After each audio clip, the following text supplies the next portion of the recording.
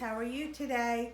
We're going to wrap up our talk about ponds and we're going to talk about fish today. Fish live in ponds. And I have a book, Fish is Fish.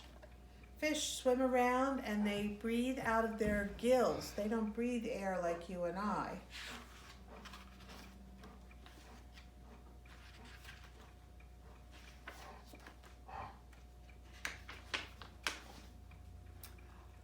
At the edge of the woods there was a pond, and there was a minnow and a tadpole swam among the weeds.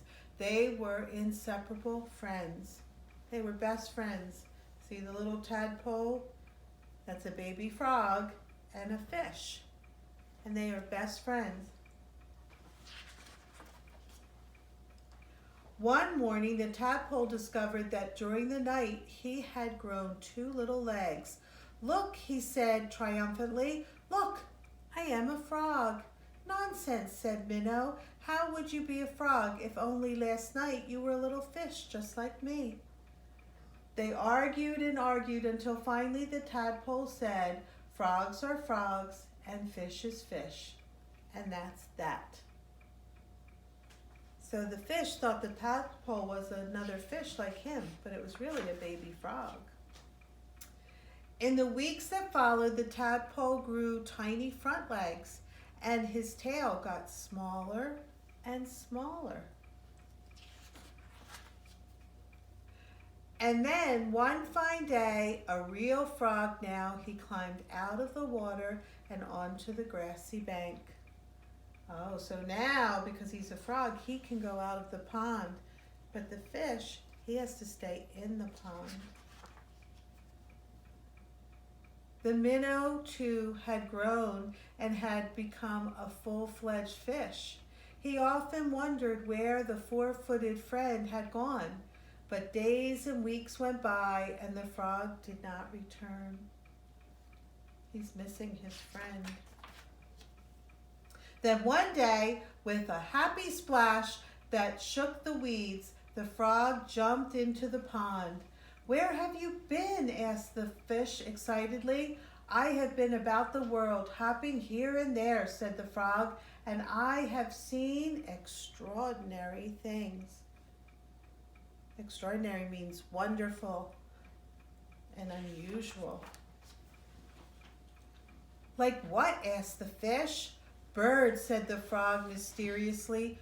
"Birds." And he told the fish about the birds who had wings and 2 legs and many, many colors. As the frog talked, his friend saw the birds fly through his mind, the large feathered fish. "What else?" asked the fish impatiently. Look, he pictured the birds as fish with wings. "Cows," said the frog. "Cows, they have 4 legs, horns, eat grass, and carry pink bags of milk." And look, he thought of a fish with the bag of milk and the horns and eating grass, because the fish have never seen a cow. "And people," said the frog, "men, women, and children." And he talked and talked until it was dark in the pond. But the pictures in the fish's mind was full of lights and colors and marvelous things that he couldn't sleep. Ah, if he could only jump about like his friend and see the wonderful world. Look, there's how he pictured people. And there's what he's dreaming and thinking about. And he wants to be able to see those things too. And so the days went by. The frog had gone and the fish just lay there dreaming about birds in flight, grazing cows, and those strange animals all dressed up that his friend called people. One day he finally decided that come what may, he too must see them. And so with a mighty whack of his tail, he jumped clear out of the water onto the bank.